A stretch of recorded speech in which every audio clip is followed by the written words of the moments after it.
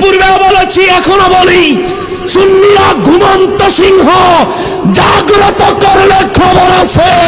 যারা বিদআতের মধ্যে ডুবে আছে, ওরা বিদআতকে বিদআতই মনে করে না। এটা যে অত্যন্ত পাপের কাজ, নিকৃষ্ট কাজ, এটা মনেই করে না। যত বেশি বিদআত করা যায় মনে করে অত বড় সুন্নি। এই দেশের ওয়াহাবিদেরকে নারায়ে রিসালাতের স্লোগান দিলেই তো ওরা বইলা জায়গা।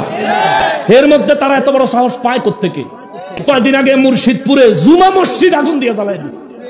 জুমা মসজিদ, 5 ওয়াক্ত নামাজ হয়, জুমা মসজিদ ফকিন্নির ফোলা রাখা হয়, কেন বলে শিরিক বিদআত হয়। অথচ পুরা দরবারের ভিতরে মাজার তো দূরে থাক, একটা সাধারণ মানুষের কবরও নাই। আমি নিজে সেখানে গেছি, মাজার তো দূরে থাক, একটা সাধারণ মানুষের কবরও সেখানে নাই। ওলি আল্লাহ দরবারে হামলা করলো, হেরা শিরিক বিদআত উৎখাত করে কেমনে? ইমাম সাহেব তালতলা মসজিদের ইমাম হাবিবুল্লাহ বালিশ আর তরকারি চুরি কইরা শিরিক বিদআত উৎখাত করে। শিরিক বিদআত উৎখাতের মানে হলো তরকারি চোর, শিরিক বিদআত উৎখাতকারীদের মানে হলো বালিশ চোর, শিরিক বিদআত উৎখাতকারীর মানে হলো ছাগল চোর, গরু চোর, মহিষ চোর। এটা কি কোনো জাতের বক্তা হইল? এটা তো আমার মনে হয় সিরা স্যান্ডেল দিয়ে পিটানো দরকার। এই বক্তা মেয়াদ উত্তীর্ণ গাঁজা খাইছে। আগের যুগে যখন ইসলামী শাসন ছিল পৃথিবীতে, কোন বক্তা ভুল করলে শাসকরা বক্তাকে গাধার সাথে বেঁধে হাঁটাইতো। কিসের সাথে? এখন বক্তাগুলো এমন পর্যায়ে গেছে, এগুলোরে গাধার সাথে বাঁধলে গাধাই তো কাঁদবে চিপু চিপু করে, যে কার সাথে বাঁধলা? কথা বলে না, গাধা কান্না করবে না? কথা বলেন।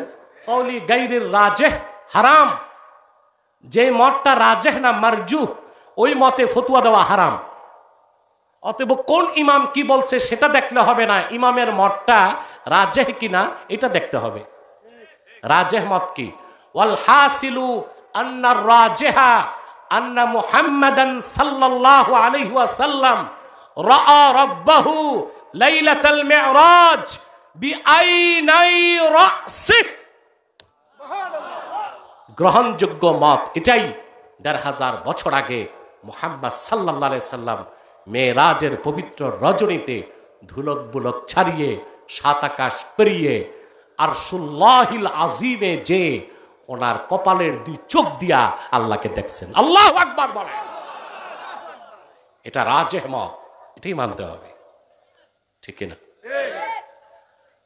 লাখের উপর নবী রাসূল সাক্ষ্য দিলেন আল্লাহ এক। তারা আল্লাহর ওহির কথা শুনেছেন ১৫০০ বছর আগে মুহাম্মদ সাল্লাল্লাহু আলাইহি ওয়াসাল্লাম, তিনি আল্লাহ এক, আল্লাহর কথা কানেও শুনেছেন, আল্লাহকে চর্মচোখেও দেখেছেন। সেজন্য লক্ষাধিক পয়গম্বর সাক্ষ্য দিয়েছেন আল্লাহ ছাড়া কোনো মাবুদ নাই। আখিরি নবী মুহাম্মদ সাল্লাল্লাহু আলাইহি সাল্লাম সাক্ষ্য দিয়েছেন আল্লাহ ছাড়া কোনো মাবুদ নাই। সমস্ত ফেরেশতাগণ সাক্ষ্য দিয়েছেন আল্লাহ ছাড়া কোনো ইলাহ, জোরে বলতে হবে, সমস্ত জ্ঞানবানগণ সাক্ষ্য দিয়েছেন আল্লাহ ছাড়া কোনো ইলাহ নাই। এটাই তাওহীদ, এটাই আল্লাহর একত্বের ঘোষণা। এর চেয়ে মহাসত্য আর কোনো কথা নাই। এই জন্য আল্লাহ বলেছেন শাহিদাল্লাহু আন্নাহু লা ইলাহা ইল্লাহু ওয়াল মালাইকাতু ওয়া উলুল ইলমি কাইমাম বিল কিসত। আল্লাহ তার সব কাজ ইনসাফের সাথে আঞ্জাম দিয়ে থাকেন, বলেন সুবহানাল্লাহ। এতটুকু বুঝছেন? কথা বলেন। এরপর আল্লাহ তাআলা বলেন লা ইলাহা ইল্লা হুয়াল আজিজুল হাকিম। আল্লাহ ছাড়া কোনো মাবুদ নেই, তিনি আজিজ, তিনি হাকিম। এখন আজিজ অর্থ কি?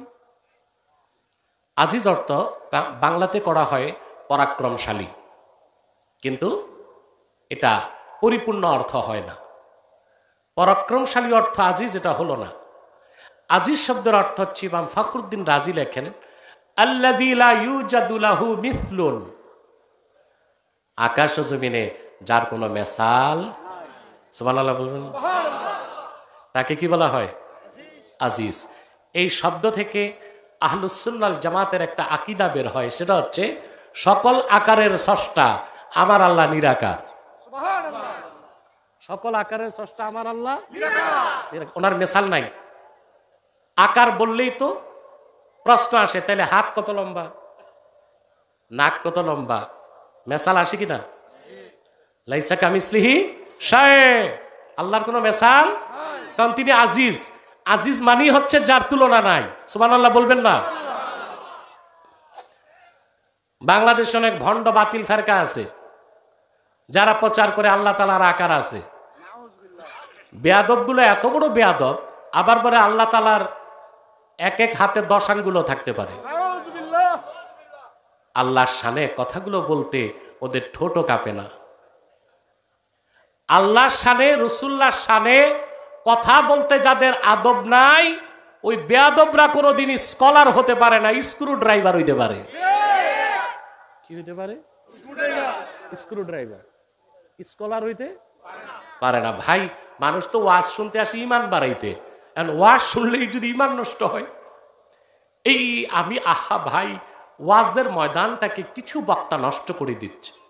এক বক্তা বলছে সে নাকি সুযোগ পাইলে তাসলিমা নাসরিনকে বিয়ে করবে।